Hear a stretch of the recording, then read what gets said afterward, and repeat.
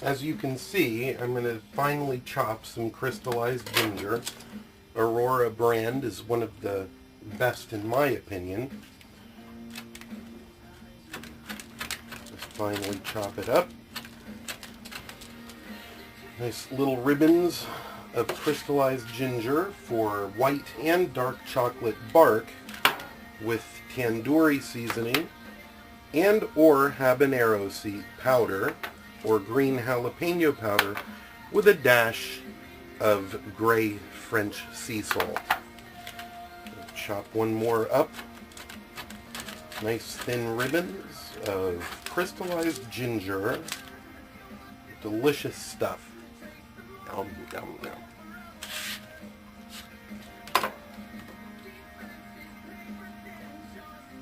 Now it's time to chop a few pecans.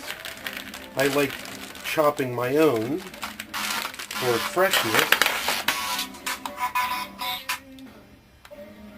As you heard my alarm going off, that's a timer to make sure that I am ready to go with my chocolate melting. Melting chocolate in the microwave, to me, is the best way to microwave chocolate. And melt it up nice and good. Nice and slow, stirring with chopsticks. As you will see, chopsticks are instrumental in most of the dishes that I will be creating.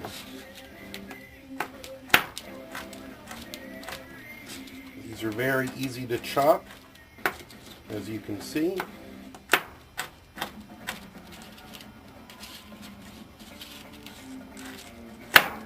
Nice fresh pecans usually are very buttery in cutting them. They are smooth. Make sure you have a nice sharp knife. As a bachelor on a tight budget, I've found that going to Chinatown and picking up some nice inexpensive blades. This one I've had for about 7 or 8 years. I've never taken a sharpener to it. It is sharp as a razor. Got it for about $8 at the Wing Fat Asian Market in Philadelphia on 12th and Washington Street. They are absolutely wonderful. Very sharp,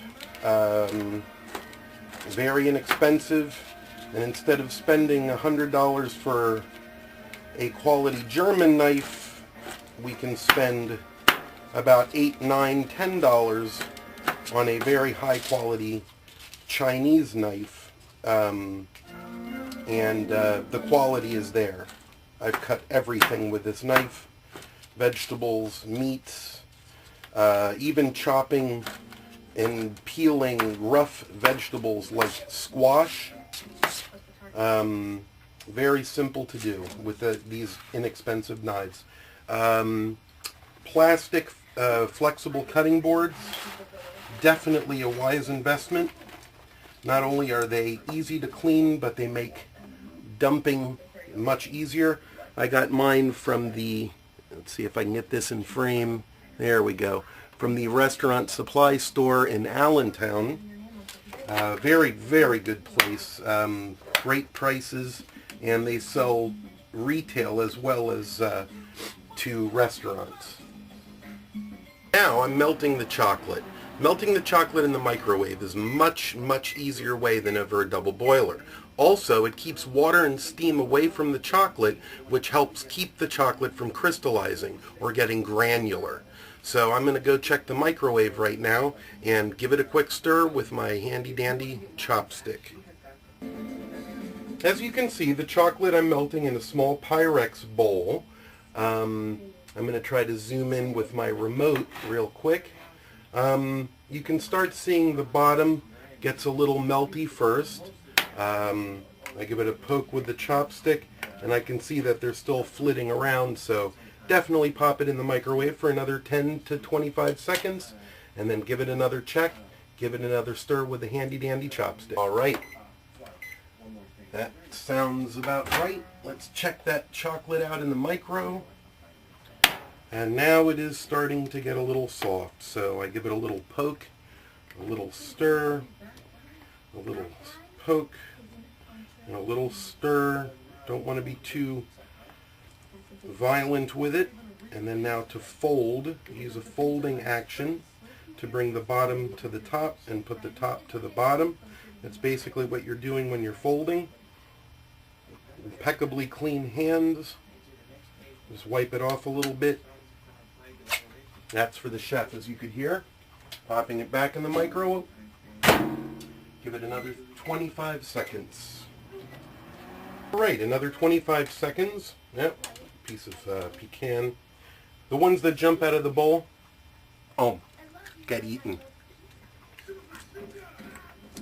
As you can see, we have a velvety, nice melted chocolate.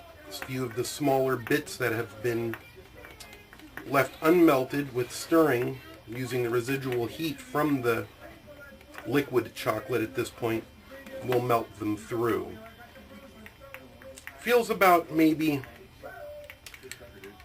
probably about 105 degrees to the hand, to the touch.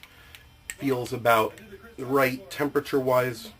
105, yeah, probably about 105 degrees, judging by how it feels in my hand.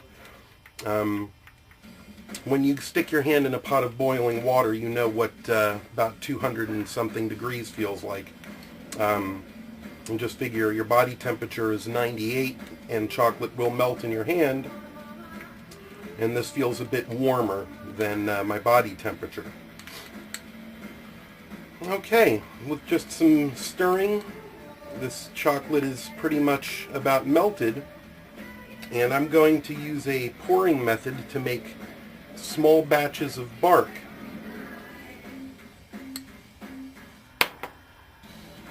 And with the chopstick, I'm going to smooth out. I like chopsticks because they are easy to clean. They're very inexpensive. Again, Asian markets, you can purchase big packs of chopsticks for no more than a couple of dollars, and the money you save you can spend on fun stuff like ingredients. I'm going to sprinkle some of the crystallized ginger on the bark while it's still warm, trying to get nice even coverage. A little bit more. I want this very strong and potent. And then a few of the pecans, just not many. I'm going to give them a little crumble with my fingers as well, just to make them spread a little bit easier, a little bit finer. And then this one I'm going to hit with a smidgen of very good quality Hungarian paprika, sweet paprika. This is not only for color but also for flavor. And I have a Raja Tandoori Masala, which is very fragrant and flavorful. And I'm going to take very small amounts and just gently dust the slightest bit on it. This tandoori masala has a wonderful color. It's a bit spicy, but with many of the Indian masalas, they are a blend of many spices. This one includes chilies, cardamom, cinnamon, ginger, and cumin. And it's very interesting how the Indian spices or Mexican chilies, Asian chilies, I have the habaneros, the green jalapeno dust. That's basically the beginning of a small bark. I like to work in small batches. Gives me time to do other things while it cools.